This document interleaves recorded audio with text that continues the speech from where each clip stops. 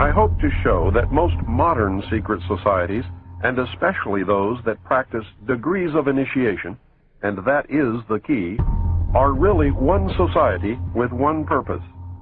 You may call them whatever you wish: the Order of the Quest, the Jason Society, the Roshaniya, the Kabbalah, the Knights Templar, the Knights of Malta, the Knights of Columbus, the Jesuit, the Masons, the ancient and mystical order of Rosicrucians, the Illuminati, the Nazi Party, the Communist Party, the executive members of the Council on Foreign Relations, the Group, the Brotherhood of the Dragon, the Rosicrucians, the Royal Institute of International Affairs, the Trilateral Commission, the Bilderberg Group, the Open Friendly Secret Society of the Vatican, the Russell Trust, the Skull and Bones, the Scroll and Key, the Order. They are all the same, and all work toward the same ultimate goal: a new world order.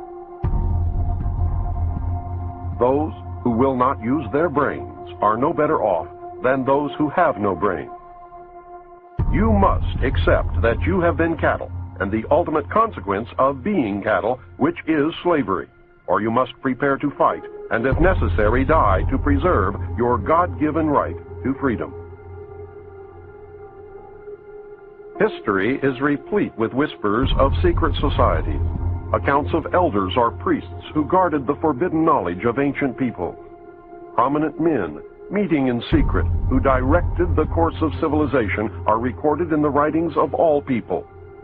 The oldest is the Brotherhood of the Snake, also called the Brotherhood of the Dragon, and it still exists under many different names. The Brotherhood of the Snake is devoted to guarding the secrets of the ages and to the recognition of Lucifer as the one and only true God. If you do not believe in God, Lucifer, or Satan, you must understand that there are great masses of people who do. I do not believe in racism, but millions do, and their beliefs and actions based upon those beliefs will affect me. It is clear that religion has always played a significant role in the course of these organizations. Communication with a higher source, often divine, is a familiar claim in all but a few. The secrets of these groups are thought to be so profound that only a chosen, well-educated few are able to understand and use them. These men use their special knowledge for the benefit of all mankind. At least, that is what they claim. But how are we to know, since their knowledge and actions have been secret? Fortunately, some of it has become public knowledge. Secret societies mirror many facets of ordinary life. There is always an exclusivity of membership, with the resultant importance attached to being or becoming a member. This is found in all human endeavors, even those which are not secret, such as football teams or country clubs. This exclusivity of membership is actually one of the secret society's most powerful weapons. There is the use of signs, passwords, and other tools. These have always performed valuable functions in man's organizations everywhere. The stated reason, almost always different from the real reason for the society's existence, is important. It can be anything, but is usually fraternal and is found in all pressure groups wherever people congregate. The most potent tool of any secret society is the ritual and myth surrounding initiation. These special binding ceremonies have very deep meaning for the participants. Initiation performs several functions which make up the heart and soul of any true secret society. Like boot camp, the initiation into the armed forces, important aspects of human thought that are universally compelling are merged to train and maintain the efforts of a group of people to operate in a certain direction. Initiation bonds the members together in mysticism. Neophytes gain knowledge of a secret, giving them special status. The ancient meaning of neophyte is planted anew or reborn. A higher initiation is, in reality, a promotion inspiring loyalty and the desire to move up to the next rung. The goals of the society are reinforced, causing the initiated to act toward those goals in everyday life. That brings about a change in the political and social action of the member. The change is always in the best interest of the goals of the leaders of the secret society. The leaders are called adepts. This can best be illustrated by the soldier trained to follow orders without thinking. The result is often the wounding or death of the soldier for the realization of the commander's goal, which may or may not be good for the overall community. Initiation is a means of rewarding ambitious men who can be trusted. You will notice that the higher the degree of initiation, the fewer the members who possess the degree. This is not because the other members are not ambitious, but because a process of very careful selection is being conducted. A point is reached where no effort is good enough without a pull up by the higher members. Most members never proceed beyond this point and never learn the real secret purpose of the group. The frozen member from that point on serves only as a part of the political power base, as indeed he has always done. You may have guessed by now that initiation is a way to determine who can and cannot be trusted. A method of deciding exactly who is to become an adept may be decided during initiation by asking the candidate to spit upon the Christian cross. If the candidate refuses, the members congratulate him and tell him, "You have made the right choice, as a true adept would never do such a terrible thing." The newly initiated might find it disconcerting, however, that he or she never advances any higher. If instead the candidate spits upon the cross, he or she has demonstrated a knowledge of one of the mysteries and soon will find him or herself a candidate for the next higher level. The mystery is that religion is but a tool to control the masses. Knowledge or wisdom is their only God, through which man himself will become God. Man's desire to be one of the elect is something that no power on earth has been able to lessen, let alone destroy. It is one of the secrets of secret society. It is what gives them a political base and lots of clout. Members often vote the same and give each other preference in daily business, legal, and social activity. It is the deepest desire of many to be able to say, "I belong to the elect." The first secret that one must know to even begin to understand the mysteries is that their members believe that there are but few truly mature minds in the world. They believe that those minds belong exclusively to them. The philosophy that follows is the classic secret society view of humanity. When a person of strong intellect is confronted with a problem which calls for the use of reasoning faculties, they keep their poise and attempt to reach a solution by garnering facts bearing upon the question. On the other hand, those who are immature when confronted by the same problem are overwhelmed. While the former may be said to be qualified to solve the mystery of their own destiny, the latter must be led like a bunch of animals and taught in the simplest language. Like sheep, they are totally dependent upon the shepherd. The able intellect is taught the mysteries and the esoteric spiritual truths. The masses are taught the literal, exoteric interpretations. While the masses worship the five senses, the select few observe, recognizing in the gulf between them the symbolic concretions of great abstract truth. The elect are given knowledge of the mysteries and are illumined, and are thus known as the Illuminati, or the illuminated one, the guardians of the secrets of the ages. 3 early secret societies that can be directly connected to a modern descendant are the cults of Roshaniya, Mithras, and their counterpart, the Builder. They have many things in common with the Freemasons of today, as well as with many other branches of the Illuminati. For instance, common to the Brotherhood are the symbolic rebirth into a new life without going through the portal of death during initiation, reference to the lion, and the grip of the lion's paw in the Master Mason's degree. The 3 degrees, which is the same as the ancient Masonic rites before the many other degrees were added, the ladder of 7 rungs, men only, and the all-seeing eye.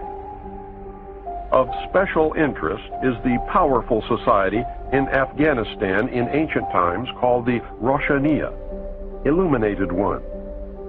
There are actually references to this mystical cult going back through history to the House of Wisdom at Cairo.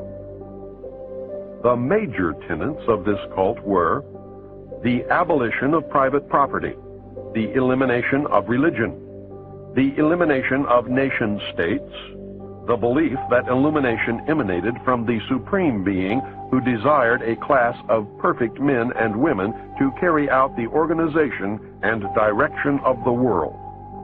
Belief in a plan to reshape the social system of the world by first taking control of individual countries one by one, and the belief that after reaching the 4th degree, one could communicate directly with the unknown supervisors who had imparted knowledge to initiates throughout the ages. Wise men will again recognize the Brotherhood. Can you hear the echo of the Nazi Party, the Communist Party, the extreme right and the extreme left? The important fact to remember is that the leaders of both the right and the left are a small hardcore of men who have been and still are Illuminists or members of the Brotherhood. They may have been or may be members of the Christian or Jewish religion, but that is only to further their own ends. They are and always have been Luciferian and internationalist. They give allegiance to no particular nation, although they have used, on occasion, nationalism to further their causes. Their only concern is to gain greater economic and political power. The ultimate objective of the leaders of both groups is identical. They are determined to win for themselves undisputed control of the wealth, natural resources, and manpower of the entire planet. They intend to turn the world into their conception of a Luciferian totalitarian socialist state. In the process, they will eliminate all Christians, Jews, and atheists. You have just learned one, but only one, of the great mysteries. They are all the same, and all work toward the same ultimate goal, a new world order. Many of them, however, disagree on exactly who will rule this new world order, and that is what causes them to sometimes pull in opposite directions while nevertheless proceeding toward the same goal. The Trilateral Commission is an elite group of some 300 very prominent business, political, and intellectual decision makers of Western Europe, North America, and Japan. This enterprise is a private agency that works to build up political and economic cooperation among the 3 regions. Its grand design, which it no longer hides, is a new world order. A key to the danger presented by the Trilateral Commission is its seminal piece, written for them by Harvard professor Samuel P. Huntington in the mid-70s. In the paper, Professor Huntington recommended that democracy and economic development be discarded as outdated ideas. He wrote the following as co-author of the book Crises in Democracy. We have come to recognize that there are potential desirable limits to economic growth. There are also potentially desirable limits to the indefinite extension of political democracy. A government which lacks authority will have little ability short of cataclysmic crises to impose on its people the sacrifices which may be necessary. Look at the Council on Foreign Relations. Many members, in fact, the majority, never serve on the executive committees. They never go through any initiation of any kind. They are, in fact, the power base and are used to gain a consensus of opinion. The majority are not really members, but are made to feel as if they are. In reality, they are being used and are unwilling or unable to understand. The executive committee is an inner core of intimate associates, members of a secret society called the Order of the Quest, also known as the Jason Society, devoted to a common purpose. The members are an outer circle on whom the inner core acts by personal persuasion, patronage, and social pressure. That is how they bought Henry Kissinger. Rockefeller gave Kissinger a grant of $50,000 in the early 50s, a fortune in those days, and made dear old Henry a member of the CFR. Anyone in the outer circle who does not toe the mark is summarily expelled, and the lesson is not lost on those who remain. Do you remember the human desire to be a member of the elect? That is the principle at work. The Council on Foreign Relations has been the foremost plank of America's foreign policy establishment for more than half a century. The Council on Foreign Relations is a private organization of business executives, scholars, and political leaders that studies global problems and plays a key role in developing United States foreign policy.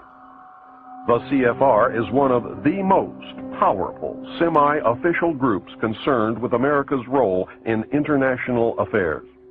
It is controlled by an elect group of men recruited from the Skull and Bones and the Scroll and Key societies of Harvard and Yale, which are both chapters of a secret branch of the Illuminati known as Chapter 322 of the Order. The members of the Order make up the Executive Committee of the Council on Foreign Relations after undergoing initiation into the Order of the Quest, also known as the Jason Society. The Council on Foreign Relations is an offshoot sister organization to the British Royal Institute of International Affairs. Their goal is a new world order. Although it existed as a dinner club in New York, it did not take on its present power until 1921, when it merged with the Royal Institute of International Affairs and received its financial base from J.P. Morgan, the Carnegie Endowment, the Rockefeller family, and other Wall Street banking interests. The Council on Foreign Relations controls our government. Through the years, its members have infiltrated the entire executive branch, State Department, Justice Department, Central Intelligence Agency, and the top ranks of the military. Every director of the Central Intelligence Agency has been a member of the CFR. Most presidents since Roosevelt have been members. The members of the CFR dominate ownership of the press, and most, if not all, of America's top journalists are members. The CFR does not conform to government policy. The government conforms to CFR policy. I read top-secret documents while with Naval Intelligence that stated that President Eisenhower had appointed 6 of the Executive Committee members of the CFR to sit on the panel called Majesty 12, also known as Majority 12 for security reasons. Majesty 12 is the secret group that is supposed to control extraterrestrial information and projects. The document stated that Eisenhower had also appointed 6 members from the executive branch of government who were also members of the CFR. The total membership of Majesty 12 was 19, including Dr. Edward Teller and the 6 members from the Jason Scientific Group. Again, whether this is true or disinformation depends solely upon the existence of aliens. The CFR is a secret society in that it forbids the taking of notes or the publishing of minutes of its meetings. Any member who divulges the subject or any part of any conversation or talk that took place during a meeting is terminated. The goal of the Council on Foreign Relations is a new world order. Remember, never worship a leader. If you worship a leader, you then no longer have the ability to recognize when you have been deceived. The most powerful secret organization in the world is the Bilderberg Group, organized in 1952 and named after the hotel where its first meeting took place in 1954. The man who organized the Bilderberg Group, Prince Bernhard of the Netherlands, has the power to veto the Vatican's choice of any pope it selects. Prince Bernhard has this veto power because his family, the Habsburgs, are descended from the Roman emperors. Prince Bernhard is the leader of the Black family. He claims descent from the house of David and thus can truly say that he is related to Jesus. Prince Bernhard, with the help of the CIA, brought the hidden ruling body of the Illuminati into public knowledge as the Bilderberg Group. This is the official alliance that makes up the world governing body. The core of the organization is 3 committees made up of 13 members each. Thus, the heart of the Bilderberg Group consists of 39 total members of the Illuminati. The 3 committees are made up exclusively of members of all the different secret groups that make up the Illuminati, the Freemasons, the Vatican, and the Black nobility. This committee works year-round in offices in Switzerland. It determines who is invited to the annual meeting and what policies and plans will be discussed. Every proposal or plan that has ever been discussed at an annual meeting of the Bilderberg Group has come to pass usually within 1 or 2 years following the meeting. The Bilderberg Group is directing the quiet war that is being waged against us. How can they do it? These are the men who really rule the world. Manly P. Hall, 33rd degree Mason, probably the most renowned expert on these subjects, wrote in his book, The Secret Destiny of America. For more than 3,000 years, secret societies have labored to create the background of knowledge necessary to the establishment of an enlightened democracy among the nations of the world. All have continued, and they still exist, as the Order of the Quest. Men bound by a secret oath to labor in the cause of world democracy decided that in the American colonies they would plan the roots of a new way of life. The Order of the Quest was set up in America before the middle of the 17th century. Franklin spoke for the Order of the Quest, and most of the men who worked with him in the early days of the American Republic were also members. Not only were many of the founders of the United States government Masons, but they received aid from a secret and august body existing in Europe, which helped them to establish this country for a particular purpose known only to the initiated few. The members of the Bilderberg Group are the most powerful financiers, industrialists, statesmen, and intellectuals who get together each year for a private conference on world affairs. The meetings provide an informal, off-the-record opportunity for international leaders to mingle and are notorious for the cloak of secrecy they are held under. The headquarters office is in The Hague in the Netherlands. The goal of the Bilderberg Group is a one-world, totalitarian socialist government and economic system. Take heed, as time is running short. You must understand that secrecy is wrong. The very fact that a meeting is secret tells me that something is going on that I would not approve. Do not ever believe that grown men meet on a regular basis just to put on fancy robes, hold candles, and glad-hand each other. George Bush, when he was initiated into the Skull and Bones, did not lie naked in a coffin with a ribbon tied around his genitalia and yell out the details of all his sexual experiences because it was fun. He had much to gain by accepting initiation into the order, as you can now see. These men meet for important reasons, and their meetings are secret because what goes on during the meetings would not be approved by the community. The very fact that something is secret means there is something to hide. Is the common man really as stupid as the elite seem to believe? If he is, then maybe the average citizen is better off ignorant, being manipulated this way and that whenever the elite deem it necessary. We will discover the answer very quickly when the common man finds that his e-ticket to Fantasyland has just expired. I hope I have shown you the role of secret societies and groups within the world power structure. I hope you can see how these groups gain and keep power. You should have some understanding of how, operating in secrecy and infiltrating every level of government and vital industry, including the press, the elect manipulate the people and nations of the world toward any direction desired. I hope you caught on to the fact that the secret power structure is toward a totalitarian socialist state or fascism. It is not the Nazis, as they were a product of this power structure. It is not the Jews, although some very wealthy Jews are involved. It is not the communists, as they fit the same category as the Nazis. It is not the bankers, but they do play an important role.